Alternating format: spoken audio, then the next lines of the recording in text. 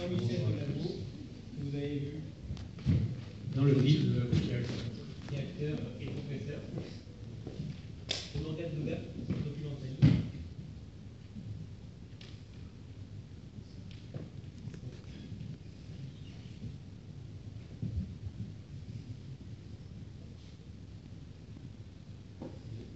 Ça marche?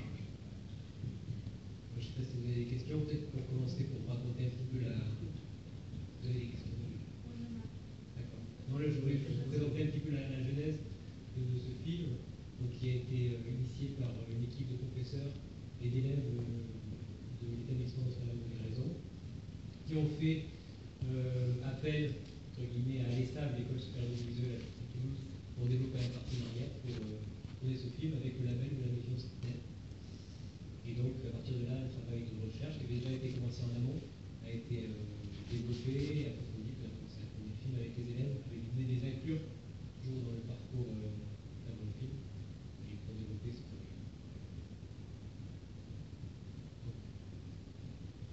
Le type de sources que vous avez utilisées, c'est des archives, mais qui sont des archives privées, ou des archives que vous avez trouvées dans la commune. Enfin, ça s'est passé comment en fait, au niveau des sources? Alors, au niveau des sources iconographiques, c'est majoritairement un fonds privé qui appartient au diocèse de Tarbes, donc qui a récupéré un petit peu les photos qui étaient restées en fait dans les lieux pendant jusque dans les années jusqu'en 2014, souvent, au moment où les archives de Césaire les a récupérées.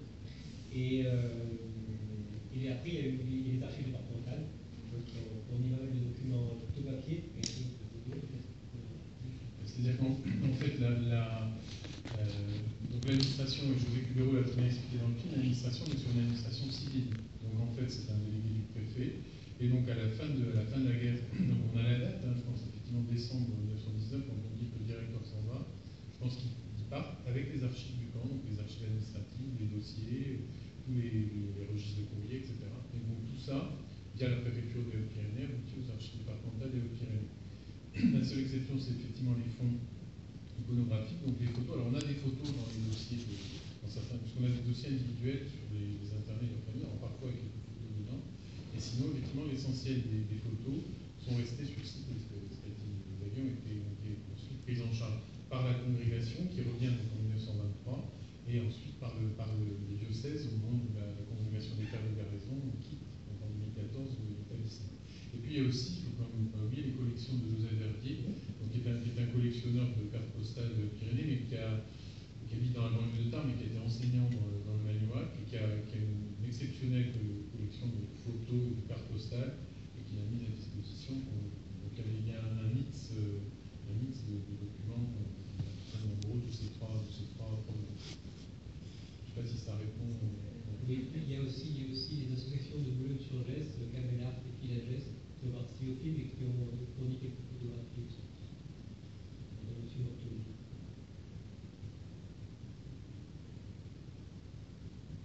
Pour rebondir sur les archives, c'est une vraie richesse. Oui, je crois qu'il y a c'est une vraie richesse parce que, alors je ne sais plus, Cédric me disait il y a 12 mètres d'archives. Du camp de Garaison, c'est vraiment volumineux, quoi. Il y a plein de choses. Effectivement, on est loin d'avoir tout fouillé. Donc il y a plein de traces, les traces auraient pu vraiment disparaître. Il y a les bâtiments qui restent, il y a et cerise sur le gâteau, il y a ces photos qui ont été prises par les internés qui sont restées aux archives de Césaire. Mais même l'administration, et pour ça extraordinaire, il y a tout. Il y a les comptes jusqu'à, je ne sais pas moi, si un internet avait acheté une boîte de crayons, c'est marqué parce qu'il fallait qu'il passe par l'administration sans manquant. On a les registres du coup de ce qui était consommé sur place, on a les dossiers individuels avec s'il y a des demandes de sortie, s'il y a des hospitalisations, il y a tout un tas de registres. On a les spectacles qui étaient organisés, on a les programmes des spectacles qui étaient organisés au Garaison. Il y a plein de choses comme ça, et puis il y a des choses qui se sont perdues. Il y avait un journal apparemment qui était publié par les internés. Celui-là, on a eu beau essayer de tout retourner, donc c'est pas fini, mais on n'a pas retrouvé. Donc c'est vrai que c'est une chance d'avoir toutes ces archives, c'est riche. Parce que sur les PV, sur l'école aussi, l'école des camps. Après, la particularité, peut-être ce qui fait un des points, c'est justement cette masse d'archives. Parce qu'en fait, il y a eu au moins une cinquantaine, une soixantaine de camps, alors peut-être pas de cette ampleur, mais en tout cas de lieux d'internement en France, à plus ou moins, encore plus ou moins grand. Mais en fait, on a regardé un petit peu, même pour les camps équivalents de Veraison, on n'a quasiment pas d'archives. Les archives se sont perdues, ne sont jamais arrivées aux archives départementales. Il y a très peu de chances qu'on les retrouve. Sinon, c'est jugé comme inintéressant. Nous, dans le Pyrénées, la particularité, on a non seulement les archives, et on a le lieu, parce qu'il y a aussi découvert, alors je ne sais plus le nom, souvent nous sont passés beaucoup d'internés qui arrivaient de la région parisienne, qui sont passés dans le Nord, donc c'est Flair, voilà, c'est un ancien couvent aussi. Alors ça, c'est aussi une circonstance historique. On est 10 ans après la loi sur les congrégations, la loi de séparation des Églises et de l'État, donc la France est couverte de grands couvents, de grands établissements vides, puisque les congrégations ont été chassées, et donc effectivement, de la place, on en a. Et la particularité, à Flair, par exemple, de ce Sacré-Cœur, de choses comme ça, le couvent a été détruit. Donc en fait, il n'y a même pas le lieu pour ancrer une mémoire, alors qu'effectivement, on a raison, on a le lieu, les archives, et effectivement, la grosse cerise sur le bateau, c'est des photos. Ces photos qui ont été prises, alors, effectivement, par les internés, peut-être aussi par des photographes en ville, par des photographes civils français, autorisés à venir faire des photos. Mais il y avait effectivement dans le camp, et ça fait partie des angles actuels du travail, d'études sur l'histoire du camp, comme le dit José Cubeau, il y a tout le monde, tous les métiers, évidemment pas beaucoup de médecins, enfin bon, et il y a des photographes, des gens qui sont effectivement photographes en ville, entre guillemets, qui ont la malchance à ce moment-là d'être allemands ou autrichiens, qui se retrouvent. Et d'ailleurs, certains qui ont aussi un nom. C'est pas parmi les internés, il y a des gens, on parle toujours de la Schweizer, mais dans les internés du camp de la Raison, il y a un certain nombre de personnalités, c'est pas aussi connu qu'à la Schweizer, mais des gens qui ont marqué, dont même on connaît pas nous qui sont on a mis là-bas au Quai des Savoies, des personnages assez intéressants. Le premier biographe de Rodin et ami de Rodin, qui est lui-même artiste, dont les collections sont à ce moment-là saisies par les autorités françaises. Par exemple, Max Pretzfelder, qui lui est artiste peintre, rencontre dans un camp d'internement en Bretagne le cinéaste Pabst et devient en fait après la guerre décorateur de cinéma. Il fait toute sa carrière à Hollywood. Donc on a des gens, enfin, ces gens ont une histoire avant, et puis ils ont aussi une histoire après. Et je pense à une autre source, c'est effectivement les deux récits de captivité qu'on entend en voix dans le film et qui ont été mis à jour en fait pour le film et qui ont été traduits par le grec, le département allemand de l'université de Toulouse, et donc dont on entend des extraits dans le film qui sert un petit peu de point de vue des internés, qui sont des journaux de femmes, des internés et dans le film.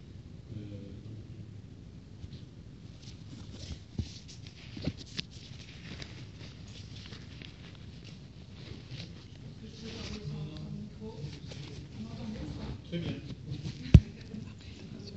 voulais savoir le rôle des élèves en fait dans tout ça. Parce qu'on les voit un petit peu, mais quand ils lisent les textes, d'ailleurs on leur a mis les archives d'origine entre les mains. Oui. Ah oui, merci. Ça c'est un incontournable. On travaille sur les documents originaux. Oui, c'est Sous surveillance. Oui. Et oui, que font les élèves là-dedans? Moi, je trouve qu'on les voit bien. C'est justement le documentaire de Xavier. Je trouve qu'il est intéressant aussi parce qu'il fait le lien entre Pégaison aujourd'hui, qui est une institution scolaire. Et oui, ça me heurte un peu comme question parce que justement, nous, on est parti des élèves. Vraiment, pour nous, les élèves sont au cœur du projet. Mais il ne faut pas que ça bourde, c'est parce que je n'ai pas compris exactement. Non, mais... Est-ce qu'ils ont participé à comment le film allait être construit? Très peu, c'est vrai, peut-être cette partie. Alors, ah oui, toi tu trouves que non? Un petit peu quand même, on a essayé de nous impliquer dans la conception, la fabrication du film. En même temps, il y a eu une espèce de cours qu'on voit au début, qui est quand même relativement mise en scène. C'était aussi une introduction pour eux au cinéma et au tournage. Ça, c'est la partie plus cinéma. Et au niveau, c'est vrai qu'ils manipulent toujours les archives. puis il y a ce cours que vous faites chaque année sur les panneaux d'Internet, qui permet de Donc, plonger les élèves dans le projet quand même assez fort. l'idée de départ, c'est donc on a un camp d'internement sur aujourd'hui une garnison qui a une établissement scolaire, et c'est vraiment une mémoire qui a disparu, puis un peu occultée. Donc l'idée c'était de faire ressortir cette mémoire, c'est ce qu'on fait là ce soir, et que ce soit les élèves qui le fassent. L'idée c'était que les élèves soient acteurs de l'histoire, en fait qu'ils écrivent l'histoire, qu'ils jouent aux historiens, qu'ils soient historiens. Donc vraiment, ce qu'on a, le plus bel outil qu'on a à vous montrer, qui est à voir, c'est le documentaire. Mais l'autre outil aussi qui est à voir ce soir, qui est OK de savoir, c'est le travail des élèves. Et donc les élèves, chaque année, il y a plusieurs projets. Moi, le projet que je mène, c'est celui qu'on voit un petit peu là. C'est-à-dire qu'on... Bon, alors ça, c'est vrai, c'est arbitraire, c'est moi qui choisis. Je choisis des dossiers d'Internet individuels. Et en fait, par groupe, ils travaillent sur cet Internet et à partir de là, ils réalisent un panneau d'exposition. L'idée, c'est de faire une galerie portrait. On prend comme ça des portraits et chaque année, on en fait une dizaine. Donc là, ça fait 2 ans, on en est à 20, donc ce qui est déjà pas mal. On a du mal à les montrer, là, j'en ai mis que 4 en bas, vous pouvez savoir. Mais donc, c'est ça, l'idée, c'est qu'eux-mêmes plongent dans les archives, qu'ils aient les vrais documents en main, ça c'est super. Et puis qu'ils cherchent, qu'ils fouillent, d'où viennent ces gens, qu'est-ce qu'ils font là. Et ils doivent résumer leur vie, un petit résumé, faire une carte pour essayer de comprendre d'où ils viennent, etc. Et choisir quelques documents là-dessus. Et on a, c'est toujours ça qui est extraordinaire, c'est que je fais le cours de ma Première Guerre mondiale où c'est tout l'idée, c'est loin de Verdun. Je fais le cours de la Première Guerre mondiale où voilà, c'est les tranchées, etc. Et là, ils voient un autre aspect et qui en définitive les touche plus, moi j'ai envie de dire, parce qu'ils voient des gens, ils rencontrent des gens et il y a des histoires extraordinaires avec, on en parlait un peu tout à l'heure, il y en a un, Baët, alors il rencontre une Paraguayenne, donc il est allemand, il est marin, il rencontre une Paraguayenne, il se marie à Boston, ils vont à San Francisco, puis ils décident d'aller en Haïti, et là à Papette, 14, la guerre éclate, territoire français, il avait décidé les planteurs de palmiers, je crois, arrêter, envoyer à Garaison de Papette, en passant par la Nouvelle-Zélande, l'Australie. Il arrive à Garaison avec sa femme paraguayenne et son fils, et il est petit moyen, donc il est travailleur agricole, il décide de commencer à travailler, puis il va travailler dans l'Ourbarousse, à poser les chemins de fer, puis c'est là. Sa femme est extradée, et elle est évacuée en Suisse avant. De Suisse, elle rejoint l'Espagne, elle envoie des cartes postales en Espagne, c'est très bien, lui c'est là. Il la rejoint en Espagne, et d'Espagne, il envoie des cartes postales à ses copains dans le camp.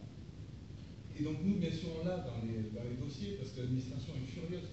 Elle ne laisse pas rentrer ses cartes postales dans le camp. Il envoie des cartes postales pour dire oui, si tout va bien, moi je suis à Barcelone, c'est super. Et donc l'administration récupère ses cartes postales, les met dans son dossier. Et voilà des histoires comme ça où, je sais pas, l'histoire est vivante, quoi. Donc les élèves font ça, ils font les premières qui sont plus grands. L'idée c'était plutôt de faire des parcours thématiques, parce qu'on disait avec les archives que pour des troisièmes ou thématiques c'est plus compliqué. Donc eux ils ont produit du travail autour des conditions d'hygiène dans le camp.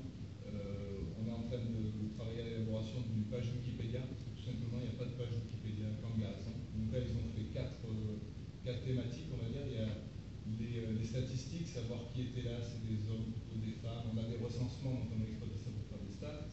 L'école, ça les a intéressés, ils avaient envie de faire quelque chose sur l'école. Il y a un article sur l'école, un article sur les stats, un article, je sais plus, je vous invite à aller voir la page qu'on a mis en ligne. Il y a 4 thématiques et aussi, donc il y a les autres premières qui font des panneaux. L'idée ce serait de faire un itinéraire mémoriel dans Garaison. Les lieux qu'on marquait, l'endroit où ils prenaient les repas, dans les cours. Donc ça, on est en train d'y travailler, mais l'idée ce serait ça, de pouvoir ouvrir Garaison aux Journées du patrimoine et de pouvoir faire un lieu. Voilà. J'ai répondu à votre question. Merci. Ok, les savoir, c'est que ce soir. Parce que là, et moi, tu l'as, je passe le peu de savoir, il y avait une grosse queue dehors. Et ouais. Après, un des projets qui doit être mené par les séries technologiques de la STNG, c'est de mettre tout ça en ligne pour faire une galerie virtuelle. Donc au moins, c'est à l'état de projet, ça aboutira peut-être à la fin de l'année. Après, il y a une chose que nous, on rêve, qui est une diffusion plus large.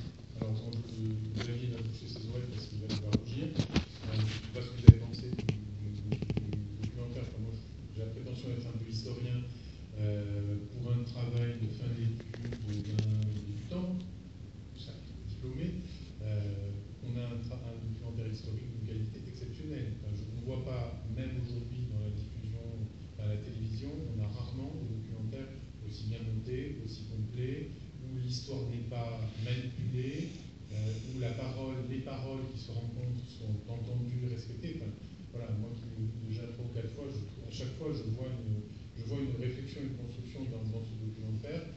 Donc si vous avez envie, si vous considérez qu'il faut que ça soit vu, qu'il faut le rediffuser, n'hésitez pas à nous contacter, si vous avez le moindre moyen, à protester, à écrire. Nous, on ne rêve que d'une seule chose, c'est que cette histoire, de manière générale, soit connue, ce documentaire soit diffusé, et qu'effectivement, ça puisse continuer. Je me suis demandé effectivement pourquoi on vient la nuit des chercheurs. Mais parce qu'effectivement, là, il y a un atelier d'histoire. Un atelier d'histoire qui est un atelier dans lequel il y a des historiens, comme José Cubero, qui est en train d'écrire un livre, qui a raison. Il y a des germanistes qui travaillent sur les documents en allemand qui les traduisent. Et il y a des élèves de Garaison qui font le travail d'historien débutant. Mais quand vous voyez la qualité de ce qu'ils produisent, les parcours d'internés, comment résumer en un panneau, effectivement des parcours comme ça, en se posant les bonnes questions, d'où ils viennent, comment, les familles, etc., c'est déjà un travail d'historien. Donc voilà, il y a une construction de la recherche. Et puis un autre aspect qui peut être un peu aussi interne au mode de fonctionnement de ce projet, qui est quelque chose qu'on fait à un moment où on a toujours payé, enfin pour nous c'est un plaisir, c'est que c'est un projet qui regroupe donc l'institution de Garaison, donc il y a l'ESA, Xavier, il y a donc les archives départementales, le diocèse de Tarbes-Lourdes, toute une série de personnes, d'historiens, de chercheurs, et on est dans un projet qui prend l'université générale. Et on est dans un projet qui prend comment dire, il y a des choses qui se font d'un côté, de l'autre, sans aucune concurrence, en complémentarité, voilà, autour de cette histoire qui est en grande partie encore à écrire. Il y a encore beaucoup de choses à faire sur ce plan.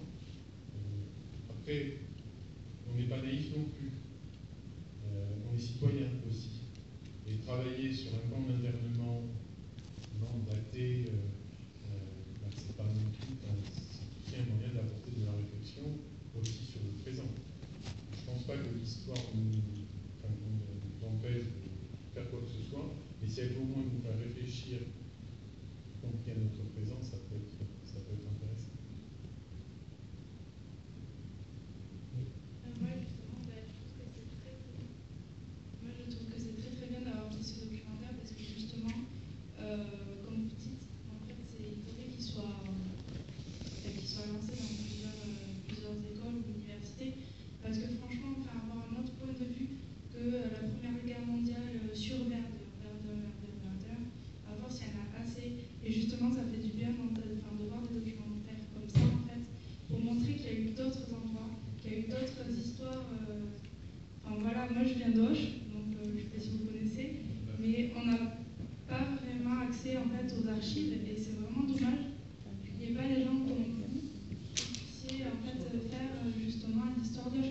Moi je sais qu'en troisième jusqu'au lycée, on n'a rien vu sur Auch, alors que c'est dommage, c'est quand même, voilà, comme vous dites, de la mémoire en fait qui se perd. Et je vous félicite tous les 4 et les autres membres de l'équipe d'avoir fait un travail comme ça.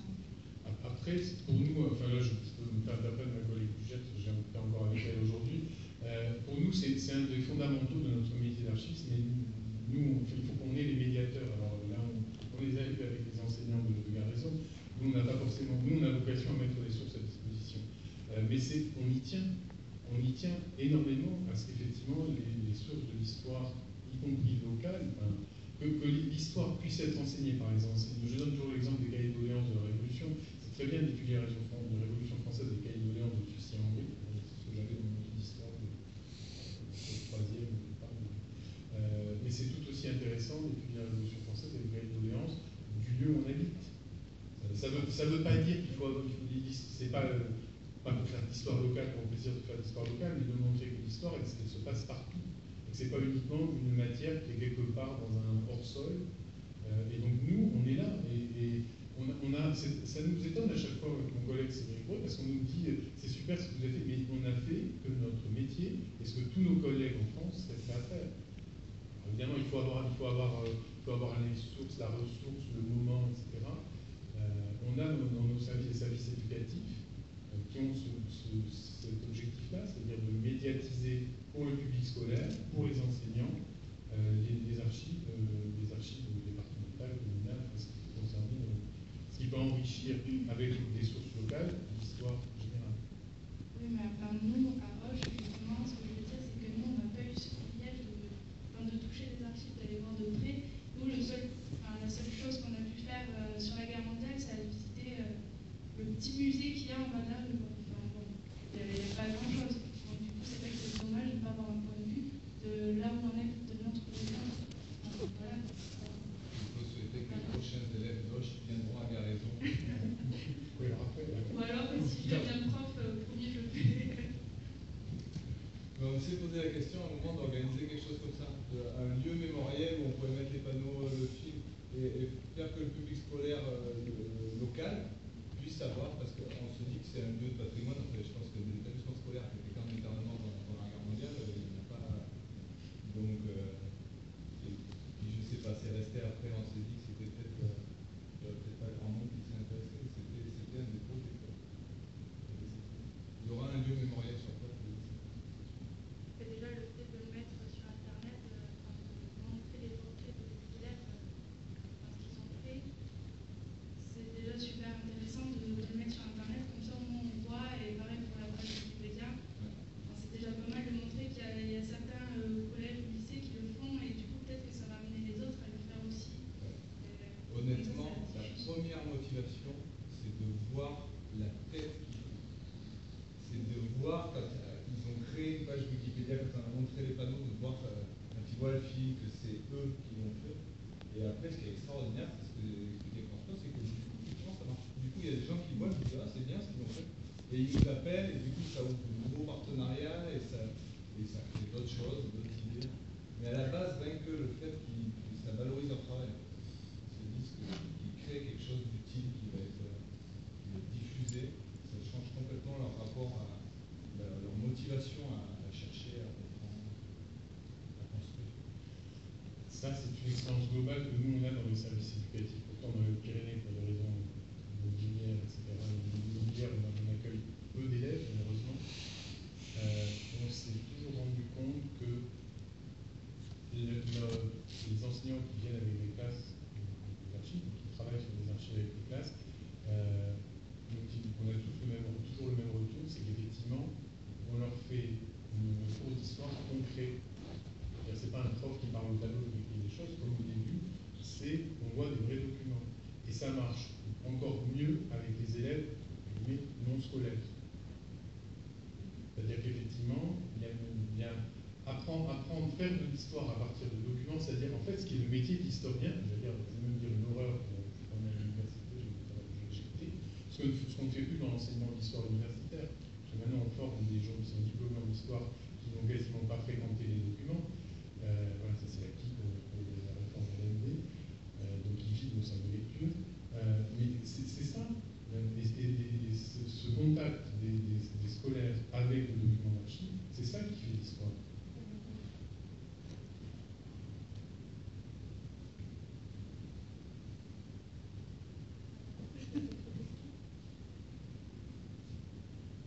C'est juste une suggestion.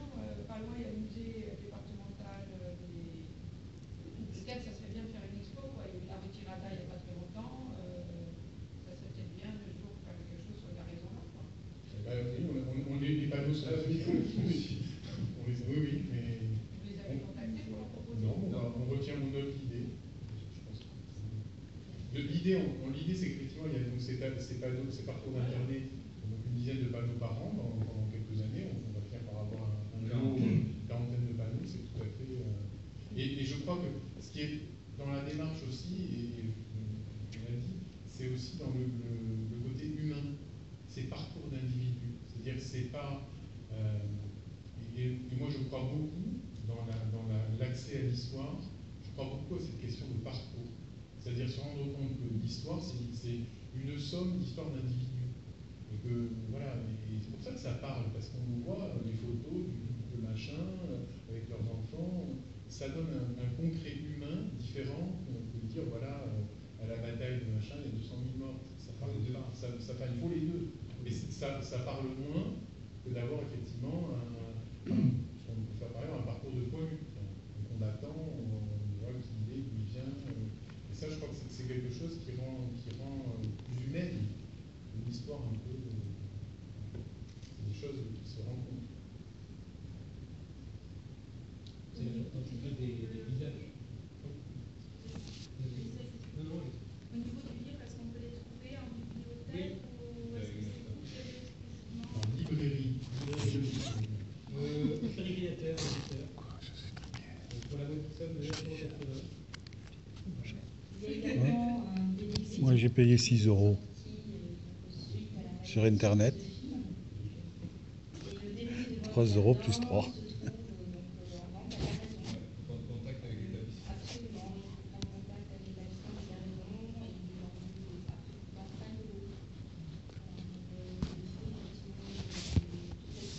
€. Je suis là pour porter la parole de différentes personnes qui m'ont transmis quelques messages qui ne peuvent pas être là ce soir, qui s'en excusent. Mais voilà, nous venons de pionniers, comme vous l'avez vu dans le film, il y a des personnes âgées. Et donc en fait, elles m'ont écrit différents passages que je suis chargée de lire. Je suis très émue parce qu'effectivement, à chaque fois que je revois ce film, c'est avec beaucoup d'émotion. Je trouve une sincérité et une justesse qui m'émeut énormément. Je vais vous lire donc de façon détachée une note que je suis chargée de transmettre.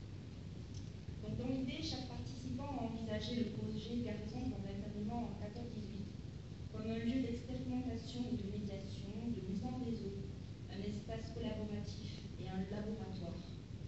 C'est donc pour cela que je trouve ce film vraiment toute sa place dans la vie des chercheurs, car il s'agissait pour nous de tisser des liens intergénérationnels, de mettre en réseau les structures lycéennes et étudiantes, de donner le goût de la recherche, la curiosité, afin de vivre les sciences et l'histoire comme une aventure passionnante.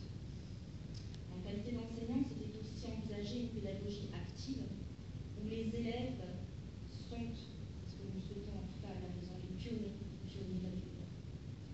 C'est aussi transmettre par le document audiovisuel la parole des anciens, apporter un éclairage sur le passé afin qu'il ne tombe pas dans l'oubli.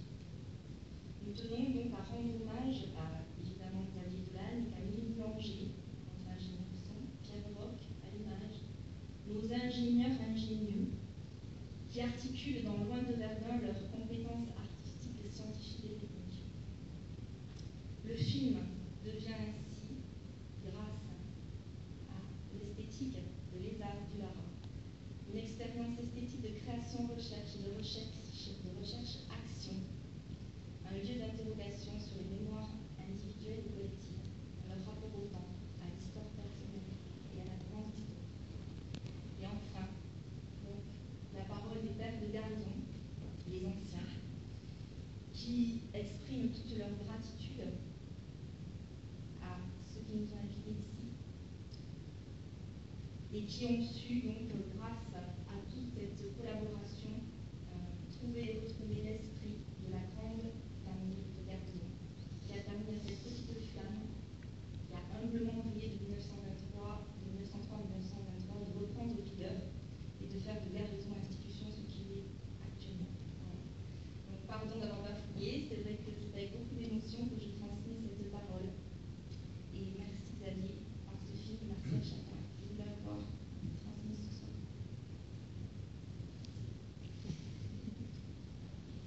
D'autres remarques, questions, interrogations? Il faut rendre l'antenne? Oui, d'accord. Eh bien, merci à vous.